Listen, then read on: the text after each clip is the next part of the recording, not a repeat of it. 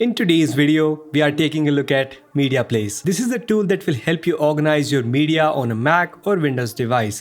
Let's get started. Hey, what's up? My name is Shivam, and if you want to check it out, then you can do so from the description below where you might find some discounts. As time passes, we collect tons of photos and videos that are sitting all over the drive. Or even if you have good organizing skills, you still have to go to every folder to find that one specific file. So to turn this mess into a bliss, we are talking about an app called MediaPlace. I recently started using it on my Mac and it helped me a lot. This tool is simple but solves an issue we didn't realize existed. Let's go ahead and see how it works alongside exploring the features. To get started, we create a library. We can also create multiple libraries to sort things better. Once we have done that, we can add photos and videos to it. We can add folders as well. If you do not want to manually import every time you update your folder, you can set watch folders that this app will actively monitor and add to the library. And notice that we can create smart folders to auto-organize files. The user interface itself is very clean.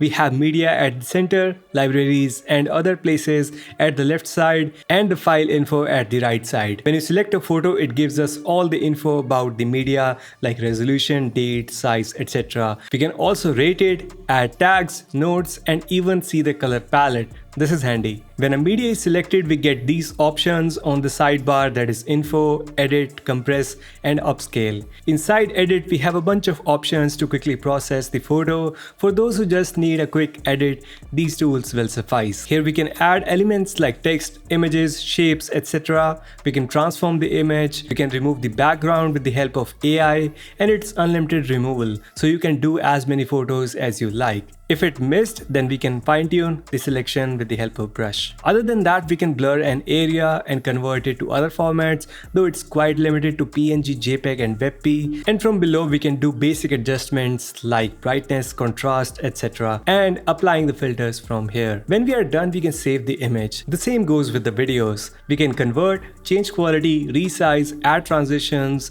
and save audio, images, and GIFs. We can select multiple files and do batch processing like exporting, compressing, applying presets, tags, ratings, and even look for duplicate files. That was about libraries. Now let's talk about the next section, which is free media. From here we can access a vast library of royalty-free images, videos, GIFs, and stickers. If you like something, you can download it or save it to a folder to access later. Now if in case you browse the website and there is an image or video that you would like to download, then you can head to the browser section where you can paste the URL and it will show all the media of that website. And just like we did earlier, we can save all this media or drag and drop to the library. Moving to the next section, we have generate. This might suggest that it would be some sort of generative AI, but it's not. On their website, I saw that they're working on generative AI, but I couldn't find when it will be available. For now, you can generate these random shapes to add to your images, and I would say that it's not that useful at all. So let's explore the next section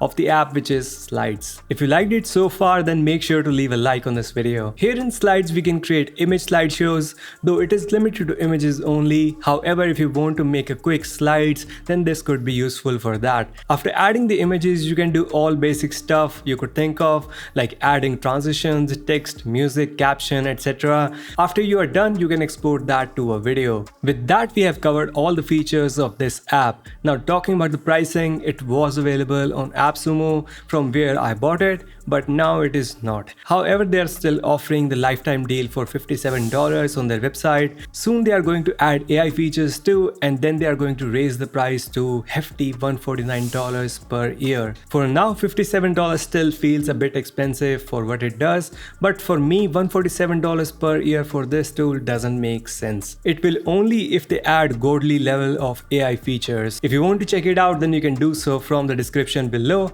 That's it for today. Hope you guys found this video helpful. Now if you are looking for a cloud storage that you buy once and use it forever, then this video will help. And if you are in the hunt for the best PDF apps, then there you go. Like, share, subscribe, stay safe, bye bye.